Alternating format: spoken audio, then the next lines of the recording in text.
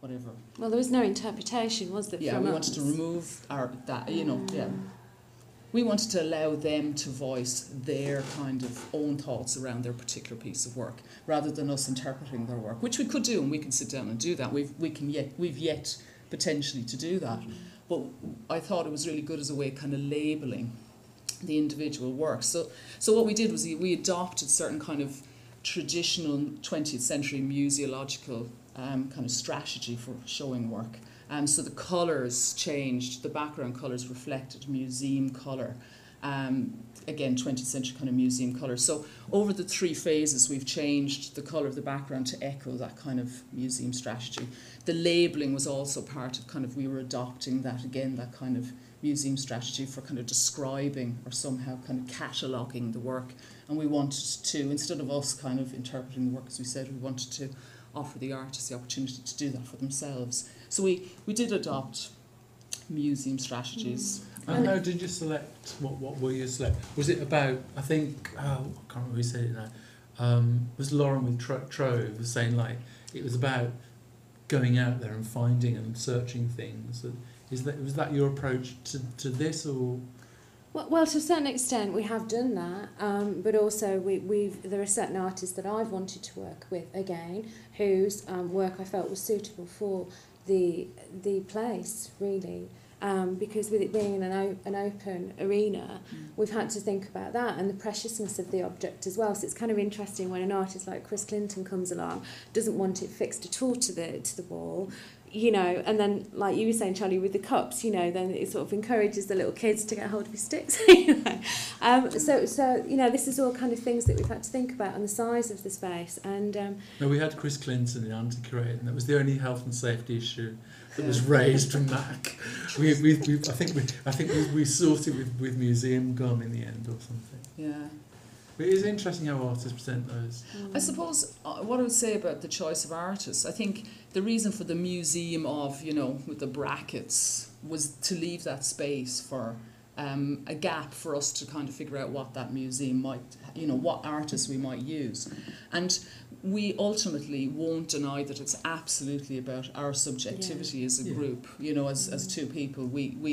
We created a long list, and then we said yes, no, and we finalised it. And it has mutated and changed somewhat organically, despite the framework that we've set up. So the framework was quite rigid and thought through in terms of a curatorial framework, but the actual work itself has been much more of an organic, reflexive process as we've gone on.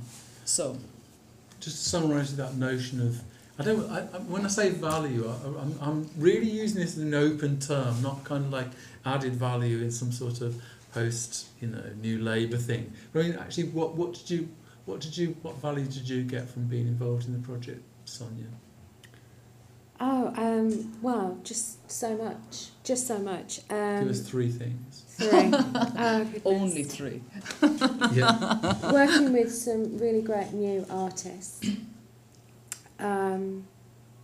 Working with fantastic technicians here. Yeah. Have to say that, because fab. without, well, Silas is not here, but I'll name him. But you know, seriously, I know Mona's great with the drill, but you know, I'm not. And I swear, I've learned so much about install and the way that an institution works in a certain way. You know, fantastic.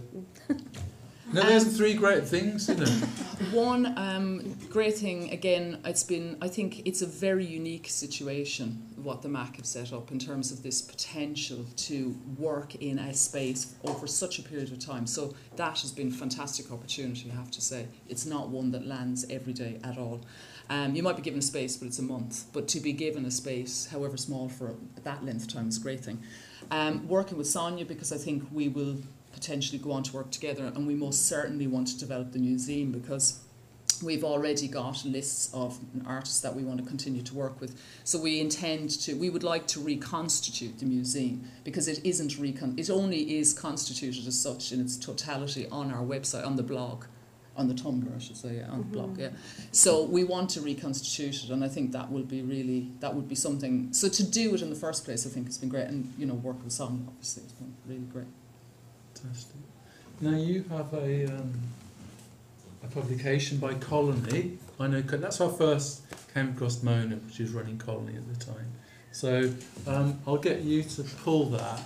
And then I'm going to drop this on Kathy, because Kathy Wade came in, and I'm working with Kathy at the moment, and I kind of asked Kathy, in a kind of informal way, to listen to everything and just think if there was any strands that were pulled out from the evening, or was anything that kind of stuck out. So I'm just going to ask you in a minute, Kath, to kind of...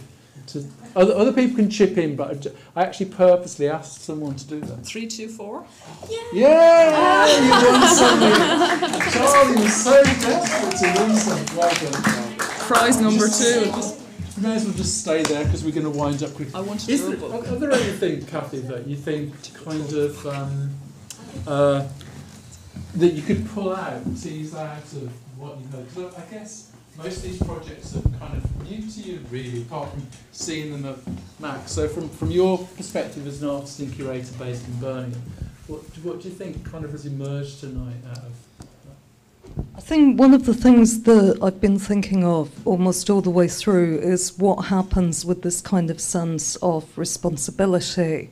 What happens when it connects up with that potential of chance, all of these things that you can't necessarily preempt or decide will happen when the work goes into the space. So I think all kinds of situations have sort of been discussed, from what happens when children decide, what happens when objects are moved, really what happens when timescales are interfered with. And I think in a way that's one of the interesting ones that's coming out of it, is almost that generosity of time, but almost really that potential to look at what happens when you move out of existing systems and you really start exploring the potential that curation has, either as an artist project or an ongoing project, as a way of investigating the potential of your own work. But I think also the real potential that kind of happens, and I suppose for me, one of the ones that's intriguing running alongside this that I know Charlie and myself have picked up on is this notion of Edible Eastside and the allotments and the processes that have happened there, but also the processes that have happened here. So again, that's been intriguing. So I kind of feel there's lots of stuff that I need to unpack. Are there any kind of things that people would do have seen like common threads through it, or common values, or anything that we can't? I think that Mac and people who've been involved in the project would kind of, whether you've been involved, is there anything that stands out for you? No? Okay, that's fine then, we're done. Oh, okay, well thanks for that. Thanks for Mac for hosting us. Thanks for all the allotmenteers who've contributed, and